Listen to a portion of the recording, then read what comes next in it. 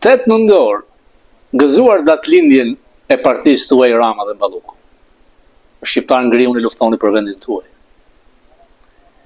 Thika, helmet, vrasjet pas shpine vazhdojnë.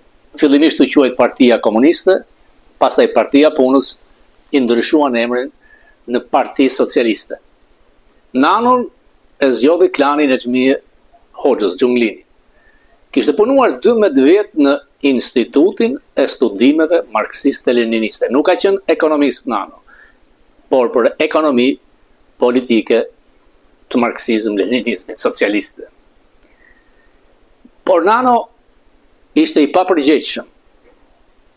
U burgos për korrupsion dhe klani i Nexhmijës solli nga gjirizet e Parisit Edvin Ramës.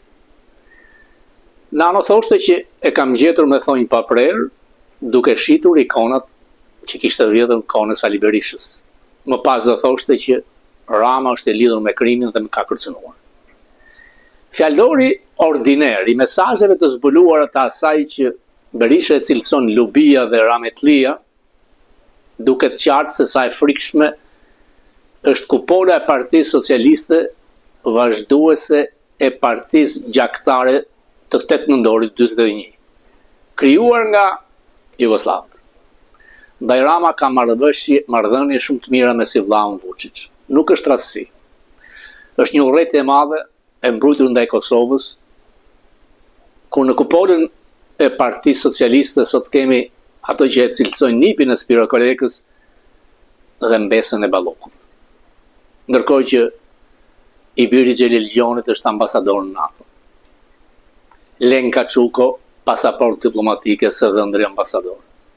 Me qindra, me mira shembuj të tjerë, në gjykata, hetues, në parlament, kreu magjistraturës, ata janë kudo.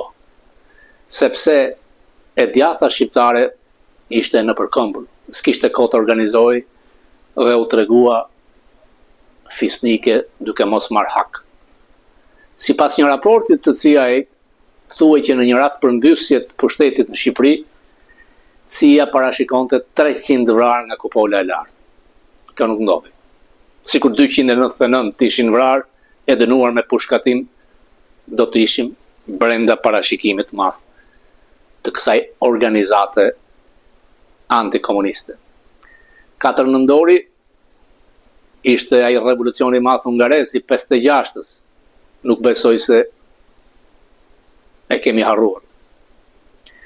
Ky 8 nëntor vjen përsëri duke pasur në zyrën e Mehmetçeut, vazhduesin e Kolekës, dikë që gjithçka mund të tregoj, por nuk ka asgjë pro-shqiptare. Një dashuri e madhe për ulje ndaj Macron, Francës, armiqësorit ndaj nesh, duke pranuar të shkelin dhe kodet zakonore tek gjinit, transgjinorët, vetëm e për vetëm që të kënaq kupolën e Shorës, Macron dhe anti-shqiptarëve. Berisha mbajti qëndrim drejt. Fakt. Çfarë tregojnë mesazhet e Ballukut dhe epitetet ofenduese ndaj mbretit Partisë Socialiste? Ju kam thënë që ka kohë që llogarit financiare të Ballukut nga ishujt e parajsave fiskale vinë tek njerëz të Palloshit Manhattan. Palloshi ka shprehur dëshirën të vinë Manhattan në 18 nëntor. A do të vi? Vizita, si zakonisht është private në çdo fund viti. Gjasat janë, siç thonë, shikon fitimet e investimeve të shumta edhe në Manhattan si aksioner i fshetë. Por Altin Tymi, Dumani, e ka pranuar që janë 2 letër porosi që pritën nga Amerika për çështjen me Ganit. Neza ishte në Tiranë. I ushtron Trusni Ramës, dhe Rama e di që 2 dosjet nuk janë mbyllur. Nuk është mbyllur as dosja e fotos me Obamën që ishte një krim federal. Amerikanët kanë ritmin e tyre. Natyrisht që ndaj dikujt që ka imunitet si kryeministër, reagimi mund të mos jetë i lehtë. Por nga ai shkrimi në Washington Examiner që vetëm ne si Fokus e kemi dhënë ku shkruajnë në krye artikull Rama si Noriega apo si Erdogan, tregon diçka më shumë. Ndërkohë që Vučić është shtrirë barkas ndaj Kushner për të kaluar miliarda dollar investime në Beograd, Rama, përmes bashkëshortës së tij, tifozes të çmendur të Kamala Harris, mban peng kontratën paraprake të Sazanit. A do të takonte mediokri Kushner të sëmurin e Europës juglindore në nëndor? Unë do t'ju informoj. Natyrisht që më vjen gjithmonë habi me gjithologët në Shqipëri për problemet e Amerikës. Mos flisni kur nuk njihni situatën. Zoran Mamdani është komunist dhe islamist. Fakt. Ka deklarata ku hapta sot do të marrim në zotërim mjetet e prodhimit. Kjo ka ndodhur në Ish Bashkimin Sovjetik. Nuk është thjesht socialist. Socialist do të thotë që takso sa më shumë të pasurit dhe rishpërnda të ardhurat për të varfër. Komunisti jo. Ai është racist. E çuditshme është se votuan 1 milion vet, duke treguar mungesën e arsimimit të dur, nga 18 deri në 29 vjeç votuan pro ti, sepse ai fal çdo gjë.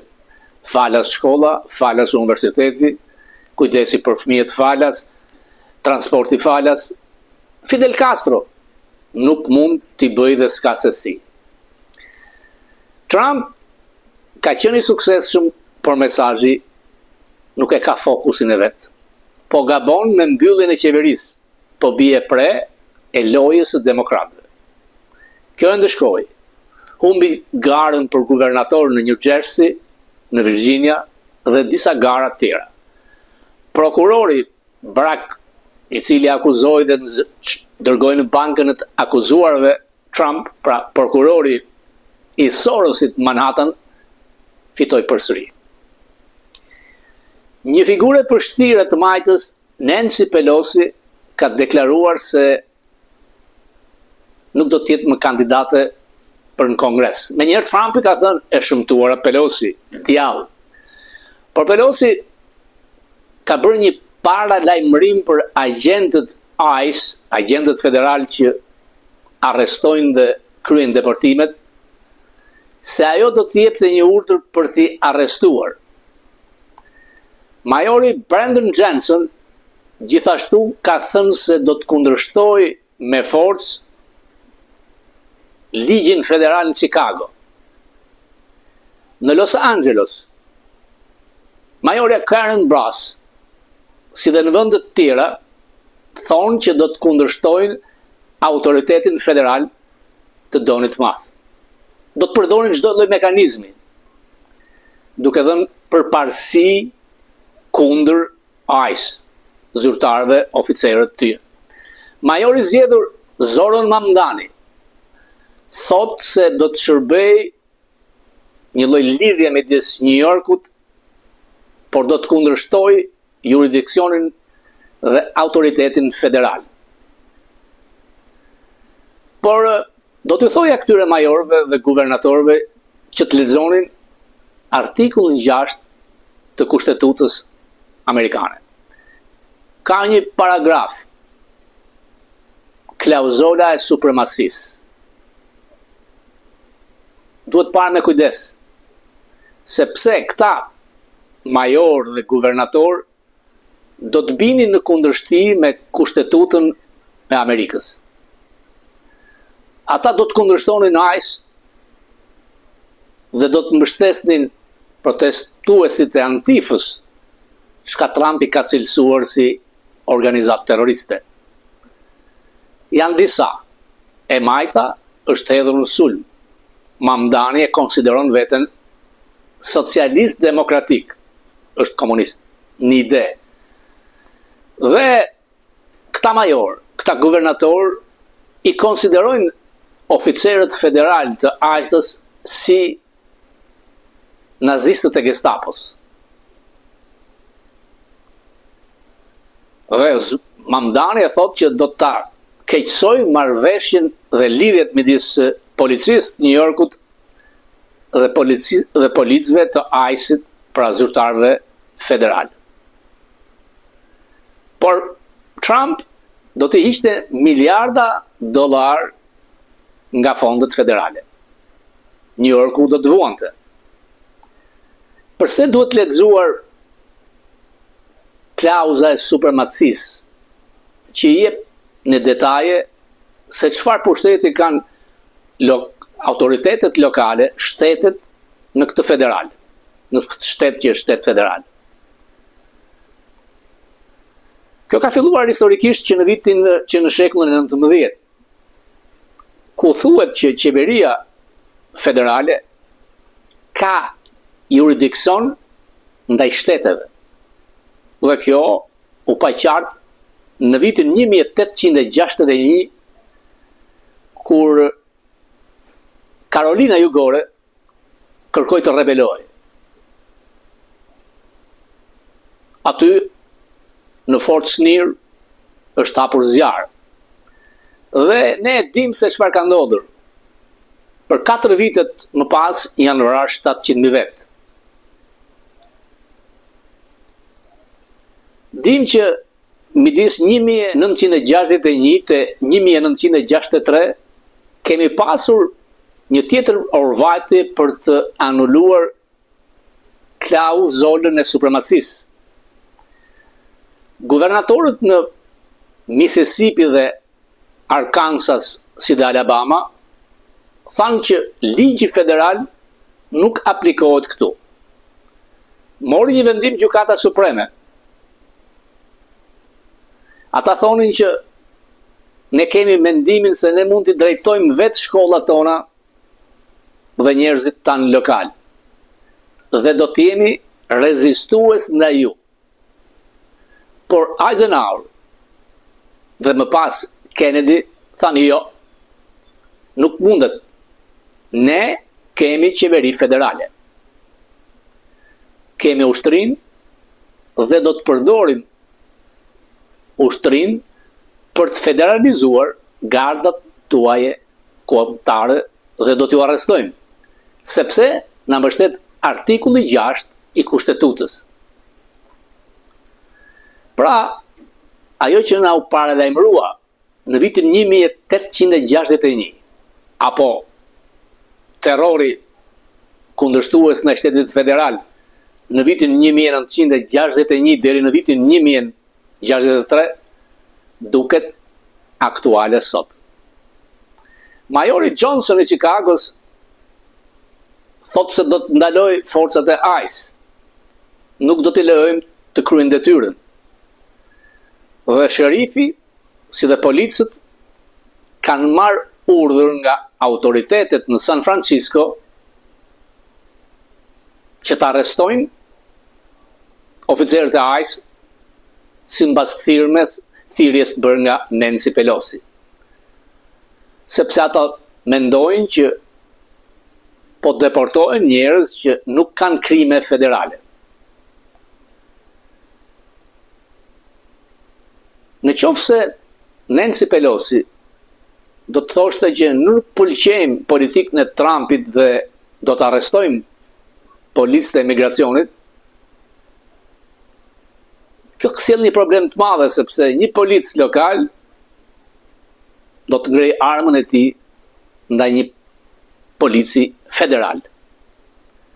Do t'i thotë që ne do t'ju arrestojmë ju. Por federali ka me vete Kushtetutën, artikullin 6, klauzolën e supremacisë. Sepse lokalet si bashkit dhe shtetet nuk kanë jurisdiksion ndaj ligjit federal.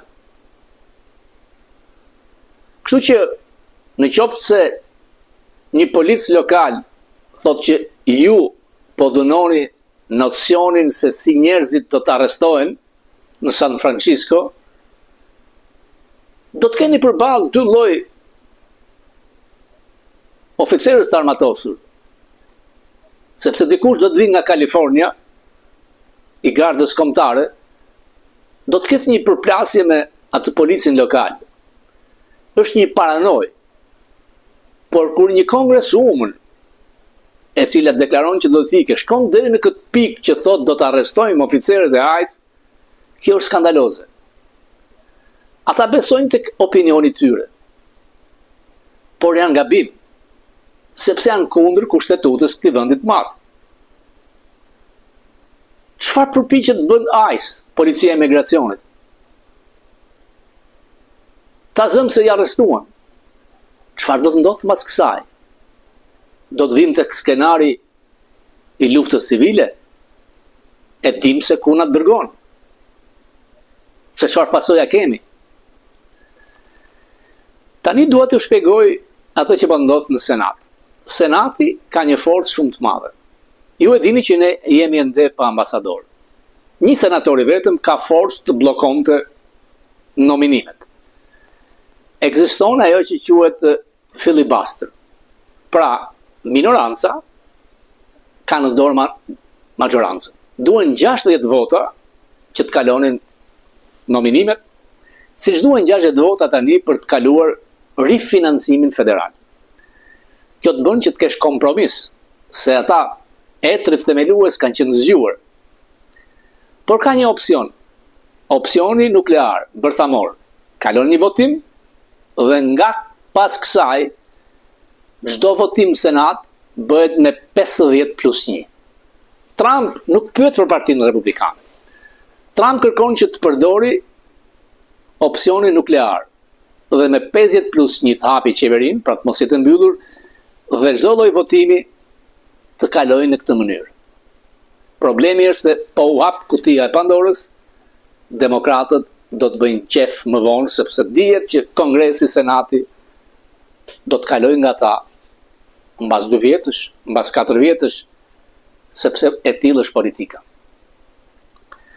Trump thotë që duhet bërë opsioni nuklear, ndryshe ju kur nuk do të hyni në shtëpinë e bardhë, thotë republikanëve. Ju do të mbisni Senatin, Kongresin, fitoret e mia madhështore, arritjet e mia brillante do të ndërpriten, sepse Trump mendon vetëm për veten e tij, nuk mendon për Senatin e për Kongresin. Kreu i Senatit thotë jo, por Trump i thotë keni kujdes sepse do ta bëjnë ata këtë që nuk po bëni ju. Opsionin nuklear. Sa po të marrin Senatin në shtëpinë e bardhë. Dhe ç'do të bëjnë? Do të shtojnë 2 shtete më shumë. Porto Rikën, 2 senator ekstra, dhe distriktin e Kolumbias, Washington DC, do të thotë 4 vota senatorësh të majtë, plus Senati u mor. I përjetshëm, do të shtojnë 8 vota elektorale te kolegji elektoral. E pamundur marrja e shtëpisë bardhë. Pra e majta, e cila ka vjedhur deri në 10 karike në Kongres duke bërë ndarjen me hilet të zonave, do të jetë e përjetshme. Shpenzime pafund, nuk duan t'ja dinë 37 trilionë është uhaja kombëtare. Duan të nacionalizojnë shëndetësinë. Rreziku, doktorët do të largohen nga spitalet shtetërore. Do të punojnë vetëm për të pasurit. Dhe sistemi shëndetësor do të kthehet si në Angli. Ti do të shkosh në spital, s'do të ketë doktor, do të ketë vetëm infermier. Të ardhur nga Haiti, mbas edhe nga Shqipëria. Trump ka qenë i suksesshëm. Ja thashim fillim mesazhi mungon, nuk e ka fokusin e tij. Akuzohet se miliarda dollar kanë përfituar fëmijët e tij të llastuar, të përgëdhelur mediokër. Në qoftë se humbet Kongresin midterm, hetimet rifillojnë nga e para. Steve Bannon, kjo figurë kontraversale, thotë që në qoftë se ata marrin Kongresin dhe Senatin, unë dhe ju jeni në burg. Kashe Patel është në burg. Bondi është në burg. Hegseth është në burg, sepse me të tillët parametra që Trump po dërgon drejt qelis, Bolton, Kami, ish-drejtorin e CIA-s, të gjithë armiqtë e tij politik. A ka drejt? Po. Ato që i bën zoti Trump nuk ja kanë bërë askujt. $151 milion i kushtuan shpenzimet për avokat. Jo pak. Ka një gjyq të madh në New York, rreth gjysmë miliard dollar, ka ngelur pezull në momentin, në çastin që nuk është president, dosjet rehapen përsëri. Ç'duhet bëj Trump? Nuk mundet një njeri ta përmbys të gjithë sistemin. Por projekti 2025 që e kontrollon kërkon të shkatroj shtetin administrativ, fuqia tek presidenti. I ka dhënë shumë. Unë shikoj këtë në departamentin e shtetit, po hikin Jurikim se të company. Pra është shumë e vështirë. Kultura korporative është e majtë, e theksuar. Ndaj nuk është rastësi që një komunist në teza, në parime, në ide, islamist dhe komunist si Mamdani vjen kryetar bashkia në New York. Çfarë do të ndodhë? Në qoftë se do të shkurtoj dhe të heqi fondet policisë, krimi rritet. Por Trump do të dërgoj forcat ushtarake. E pastroj Washington DC, e pastroj Chicago, e pastroj Los Angeles. Por nuk din ta paraqesin mesazhin e tij njerëzit e paaft që ka rreth rrotull që shikojnë vetëm të fitojnë miliona. Nuk bëhet me Dick Grinell dhe me Gejnë e Thesarit vllajën e Soros. Po për 10 muaj Trump ka tronditur gjithçka. Topi ka ngelur tek Gjykata Supreme për tarifat. Trump ka përdorur një ligj të fortë që jep pushtet në situata të jashtëzakonshme. Disa deklarata nga gjyqtarët e djathtë tregojnë se mund t'i arrëzojnë. Trump nuk tërhiqet. Do të gjejë diçka tjetër. Nuk mund t'i kthejë mbi 300 miliard dollar të marrë nga tarifa. Një paralele, Roosevelt i madh nuk e ka përfillur Gjykatën Supreme dhe nuk e ka njohur, ka qenë përplasje më e madhe. Demokratët po të fitojnë, sepse Gjykata Supreme është 6-3 për djathtët, do ta bëjnë me 15 antar Gjykatën Supreme. Të fusin left, right, si ajo gjykata karagjoze kushtetuese në Shqipëri. Kushtetutën tonë kanë bërë Greqia, opozita se ka votuar. I pash, ore si mund të falësh dhe të kthesh në detyrë një figurë lëtyr, kusar, vjedhës, ajdut, mediokër. Çfarë shkelje më të rëndë mund të bëjë se këto vjedhë me miliona dollar? Apo lideri global Ultramax, nga i personazhi portokallis që mund të mundën në mënyrë spektakolare ministren e tij që mund të ketë probleme me sfakun? Lojë ndyrë. A mund të bëjnë marrëveshje me njëri tjetrin? Dhe Gjykata Supreme këtu në të shumtën e rasteve ka qenë me Trump. Trump ka marrë me 80 milion vota, është votuar. Është republikë presidenciale edhe pse është kushtetuese. Por kush vendimet e Gjykatës Supreme duket që janë bardhë të majtë. Ora kur nuk votojnë këtej, se këtë djathtët nuk janë të djathtë të Trump. Janë nga George Bush dhe nga të kohës Reaganit. Kryetari i Gjykatës kushtetuese është Reaganian. Ai e përbus Trump, i cili nuk është konservator, është populist. Çdo të ngjas 20-28. Këmbanat e alarmit ranë me Mamdanin. Cortez mund të shkojnë në Shtëpinë e Bardhë. Duan ta bëjnë Amerikën si Anglia, si Franca, si Kanadaja, edhe pse këtë komb e bëjnë kombëtaristët, tradicionalistët, ajo egua individualiste e Adam Smithit, e protestantëve, jo të vjedhë dhe të korrupsionit që ndodhin me socialistët kudo në botë. Mamdani është rrezik. Por Trump fut ushtrin. Trump do të heqë miliarda dollar nga fondet federale. Fakt. Dhe është shumë i pushtetshëm komunist islamist. Për 4 vjet në dorë të tij janë $1 trilion. Buxheti vetëm shkon gjysmë trilion. 300 miliard dollar janë tek fondet e pensioneve dhe 200 miliard janë programe të tjera. Ai emëron antarët e bordeve kudo. Gruaja e tij do ta marrë në qafë. Anti-amerikane, anti-imperialiste, anti-Izrael. Do të korruptohet, e majta korruptohet gjithmonë. Ka një shans New Yorku. Mund të marrë postin e guvernatorit. Shumë e dobët Hochul. Stefanik. Në bisedët që kam me fëmijët e mi në kafën e mëngjesit, kjo është era fundit që do votojmë. Nuk votojmë më në New York sepse të majtët, komunistët, socialistët fitojnë. Por në qoftë se kthejmë në Albany si guvernatore një republikane, ajo ka autoritetin ta shkarkoj Mamdanin. Dhe ju atje do të kuptoni se sa drejt kishte në këtë rast Rama të shkarkonte atë travestitin me veshjet të ambasadës holandeze. Guvernatori këtu të shkarkon. Më besoni, do të shkoj atje në qoftë se ai do të bëj ato veprime që ka thënë. Ato rretit madhe që ka. Por janë 1 milion moron. Ai brezi 18-29 vjeçar parsim që duan çdo gjë falas dhe e pa shpjegueshme, e pa kuptim që 33% të komunitetit që fut në New York votuan për Mamdanin. Çfarë fshihet këtu? Nuk e di. Mamdani do li haptas kundër Netanyahu, të lumt, kriminal, ka kryer genocid. Dhe të kesh me miliona dollar kundra nga oligarkët dhe të fitosh, ai ka një aftësi si komunikues, brillant në fushat, shet diçka të pablershme. Por çdo ditë do të dështoj në kryeqytetin financiar të botës. Liria është ajo që ne kemi të drejtë më shumë se gjithkund në botë në këtë vend. Ti je i lirë të studiosh, të prosperosh, të rritë, po je i lirë dhe ti jesh i varfër. Ti je i lirë në këtë vend, të ngelësh homeless. Është zgjedhja jote. Nuk mund ta kthesh këtë vend me teoritë e Leninit, të komunizmit, që u dukën qartë që kanë dështuar.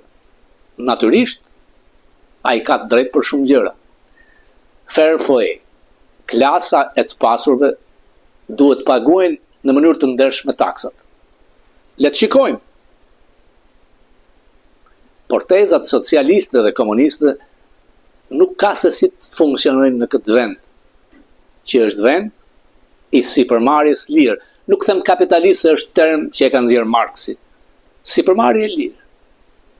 Ti je lirë të kesh sukses, je i lirë të dështosh në këtë vend të madh. Gjithkush arrin atë që do. Mjafton 2 vjet shkollë mbas gjimnazit, mëson një zanat, një profesion, del nga varfëria. Në qoftë se e mirë me mësime, dhe në qoftë se afrikan-amerikan që bën shkollën falat, ti bësh doktor, mjek, dhe garanton një punë qeveri, sidomos me qeveritë e majta. Këtë hoqë zoti Trump. Nuk ka rëndësi pigmenti i fytyrës. Rëndësi ka karakteri. Dhe Mamdani këtu e ka problemi. Indianët si komunitet janë nga më të suksesshmit në Amerikë. Unë kam shumë respekt ndaj tyre.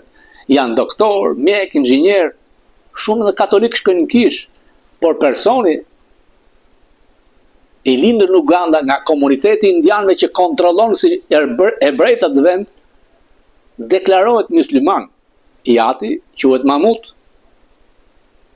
profesor marksizmi në Kolumbia, duhet jetë nga Pakistani. Nuk ka musliman indian. Këtu është ndarja Bangladesh, Pakistan, indian. Një kom, një popull janë. Por ja thash dhe dje që sistemi të lejon, nuk ti vjedh votat kush. Pra, mund ta shikosh në dy, shiko që ndodh në Amerikë. E provuan lloj njerëzish në Shqipëri me partitë e vogla. Nuk munden se sistemi të merr frymën, nuk të le. Nuk të le Rama. Nuk të le Balluku. Gëzuar 8 nëndorin pasues të Enver Hoxhës. E pa që fundin si Enveri, si Mehmeti, si Kadriu dhe Beqiri e meritoni.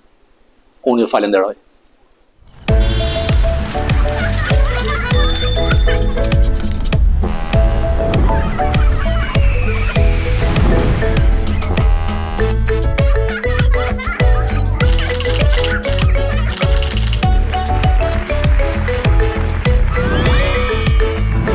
Bana Bana King.